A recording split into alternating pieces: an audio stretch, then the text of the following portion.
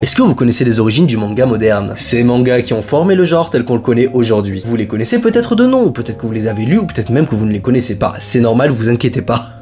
Parce qu'aujourd'hui on va s'attaquer au premier épisode d'un nouveau concept, à savoir le généalo manga. On va faire une généalogie du manga moderne et savoir et analyser aussi tous les mangas qui ont participé à la création du manga moderne. Il est donc normal qu'aujourd'hui on s'attaque au papa de ce dernier. Et non, il s'agit pas d'Hokusai, j'ai déjà fait une vidéo là-dessus, vous pouvez la retrouver sur mes réseaux. Hokusai est le père du terme manga, mais n'est pas forcément le père du manga moderne. Là on parle littéralement de celui qu'on surnomme le dieu des mangas, dont un prix d'excellence porte littéralement son nom, à savoir le prix Tezuka. Bref, vous l'avez compris, aujourd'hui on va parler d'Osamu Tezuka et de son fameux Astro Boy, publié en France chez les éditions Kana, notamment dans leur collection Sensei. Salut, moi c'est Gatsu, je suis prof de philo et aujourd'hui on va s'intéresser à la philosophie d'Astro Boy, mais aussi à comment ce dernier a pu forger le manga japonais moderne tel qu'on le connaît. Moment parfait car en octobre 2023 sort l'anime Pluto sur Netflix. Pluto est un manga d'Urasawa, c'est-à-dire l'auteur de Monster, 20th Century Boys, mais aussi Billy Bat et tant d'autres. J'adore Urasawa, non vraiment, Urasawa fait partie de mes auteurs préférés. On me pose souvent la question, c'est qui tes auteurs préférés? Urasawa en fait partie. D'ailleurs, je pense qu'en termes de thriller manga, j'en ai rarement lu un aussi bon que Monster, mais si vous avez des recommandations,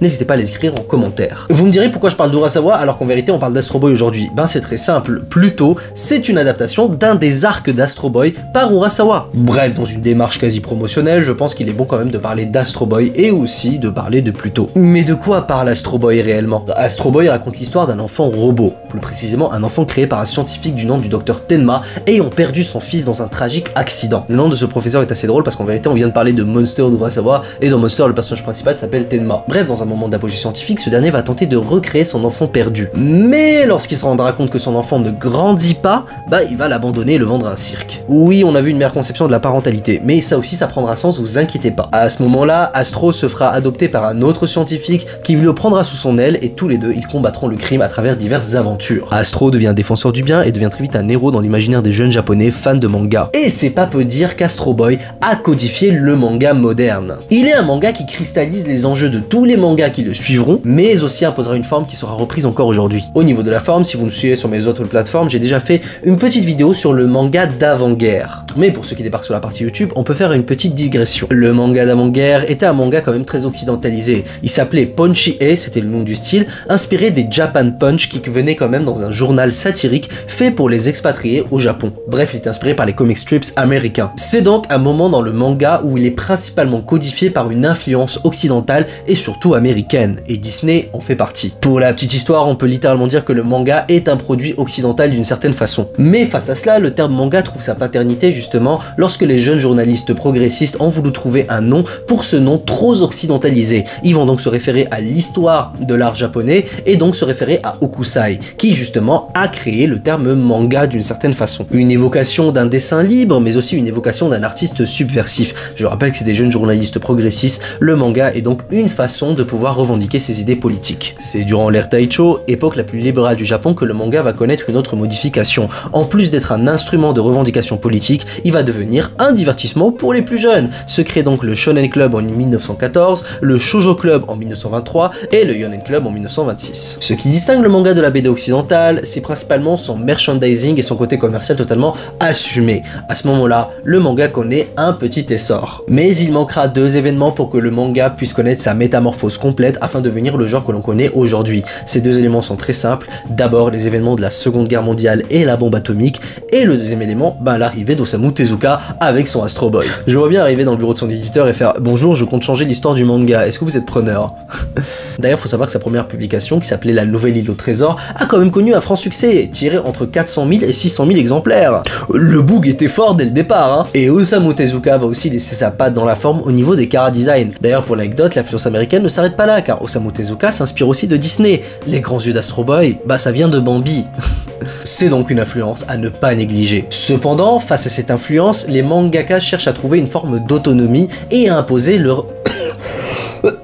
Cependant, face à cette influence, les mangaka vont chercher à trouver une forme d'autonomie et imposer leur propre style, leur propre genre. Le fait est que ça va s'imposer à eux d'une certaine façon à travers l'histoire très particulière du Japon, notamment suite à l'épisode de la Seconde Guerre mondiale. Car Astro Boy, c'est aussi un récit d'après-guerre caractérisé par des thématiques très sombres, et c'est ce qu'on va voir aujourd'hui. Ça n'en a peut-être pas l'air, mais c'est une œuvre qui retransmet parfaitement le traumatisme qu'ont connu les Japonais après la Seconde Guerre mondiale. Ces événements cataclysmiques vont codifier le genre à jamais. Mais parlons contexte, on parle depuis tout à l'heure de la Seconde Guerre mondiale, mais comment cette dernière a pu véritablement conditionner l'imaginaire des jeunes mangaka. Alors que le Japon sort de la Seconde Guerre mondiale, la bombe atomique n'a pas eu que des conséquences matérielles. En même temps, un événement d'une telle intensité, ça marque les esprits, la culture, mais aussi la façon de penser d'un peuple. Il faut se rendre compte que cet élément historique est une destruction totale, une destruction du tout, autant sur le plan physique que sur le plan métaphysique. Et si vous voulez une représentation visuelle efficace et du coup très choquante, bah vous n'avez qu'à visionner Genjiro Shima. C'est un manga dont les images sont très dures et qui relate justement les événements de la Seconde Guerre mondiale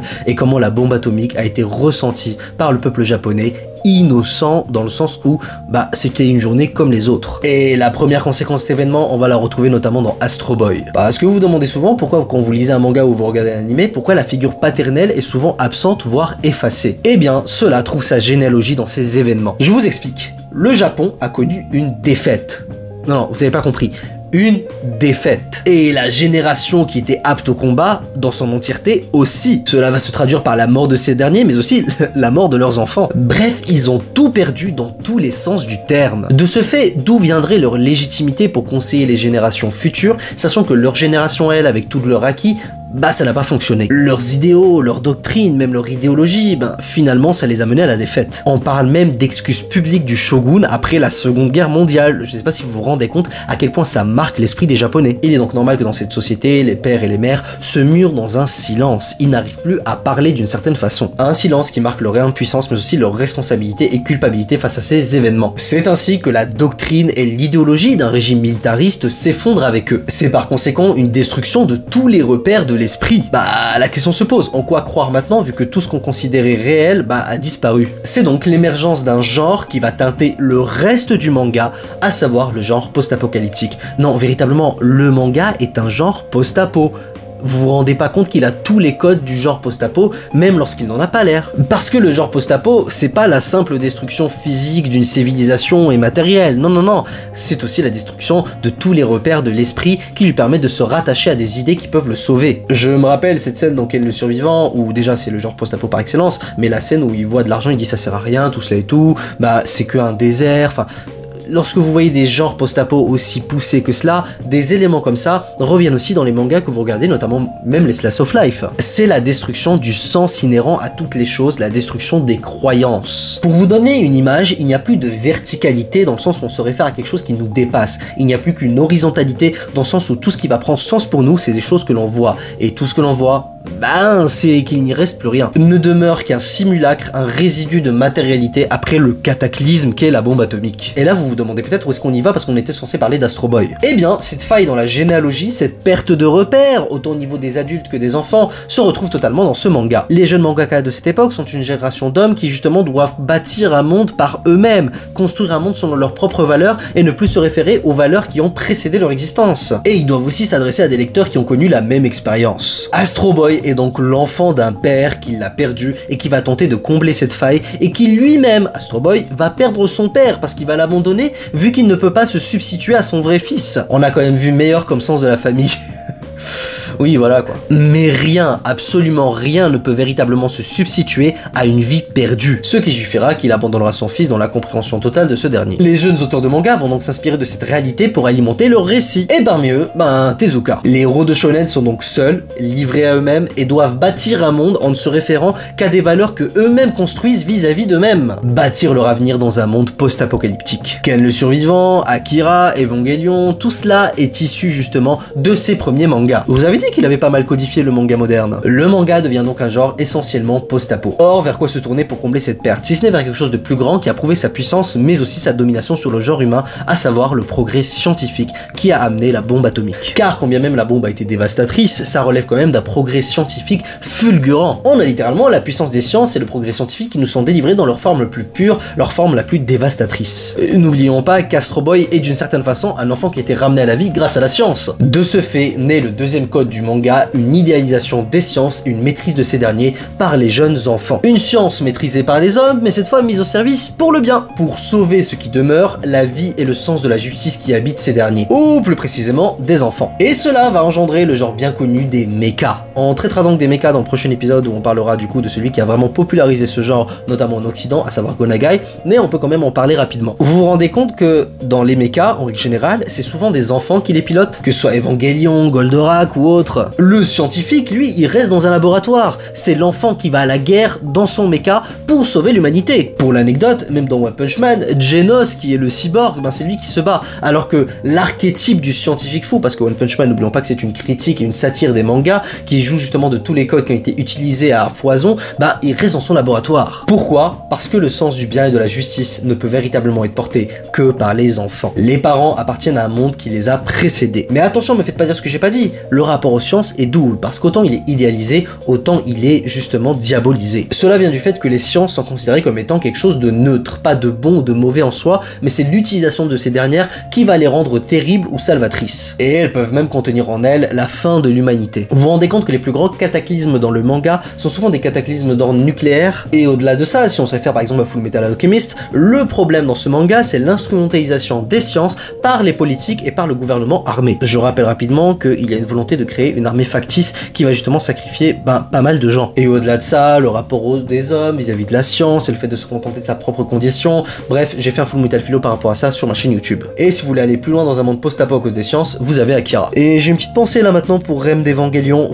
Ouais, c'est dur, c'est très dur. Et enfin, on va conclure cette vidéo avec la dernière chose que l'on retrouve dans les codes du manga et qui a été trouvée dans Astro Boy, à savoir les valeurs de tolérance et d'amitié. Parce que suite à cette défaite, non, je mets le point là-dessus parce qu'on se rend pas compte à quel point ça a été traumatisant et à quel point ça a conditionné tout un imaginaire. Regardez, tout ce qu'on lit, que ce soit ça, que ce soit ça, que ce soit... J'en fais tomber mes mangas, mais bref, toutes ces œuvres-là, bah, c'est des œuvres qui font suite à un peuple qui a été totalement traumatisé et qui a connu d'une certaine façon la fin des temps. Et ben il faut reconnaître qu'il y a une valeur que l'on retrouve tout le temps et qu'on sort à toutes les sauces, ben c'est qu'il y a une tolérance ultime vis-à-vis d'autrui, et dans ce rapport béduqué avec les autres, essaie de trouver une solution pour se rapprocher et comprendre les autres. Dans les mangas, on a quand même les méchants les moins manichéens possibles, les antagonistes, on arrive toujours à les comprendre et on les aime souvent. Et même s'ils représentent une forme d'impérialisme américain, ils sont quand même assez complexes pour pouvoir nous donner une forme de compréhension de leur situation. Ainsi coexiste un esprit encore très traditionnel de Bushido et d'arts martiaux avec un esprit très moderne de démocratie et de recherche justement de créer une entente dans une collectivité, mais aussi l'acceptation d'autrui. Rappelons que le Japon a connu une politique isolationniste pendant très longtemps et lui a été imposé du coup, même si c'est ouvert pendant les Meiji, une forme de domination de la culture occidentale. Et c'est ce qu'Astro fait dans ce récit. Bah, il œuvre pour le bien, il veut sauver les autres, il va à leur rencontre. Et n'oublions pas qu'il est fondamentalement différent des gens qu'il sauve. Ça reste un robot, c'est un cyborg. Et ça, on va le retrouver dans plein de mangas aujourd'hui. Bref, j'espère que la vidéo vous a plu et d'avoir traité de tous les points possibles dans Astro Boy et comment il a pu codifier le manga aujourd'hui. C'était le premier épisode d'un général au manga. Je pense que le prochain, on va traiter justement de Go Nagai parce qu'il a eu une influence monstre là-dessus. Et on continuera les épisodes parce que je trouve quand même que c'est assez intéressant de pouvoir s'interroger sur l'origine des mangas qu'on lit, pourquoi on les aime et surtout, qu'est-ce qui fait que le manga japonais est ce qu'il est aujourd'hui. C'était Gatsu Sensei, vous êtes la génération terrible et vous avez 4 heures.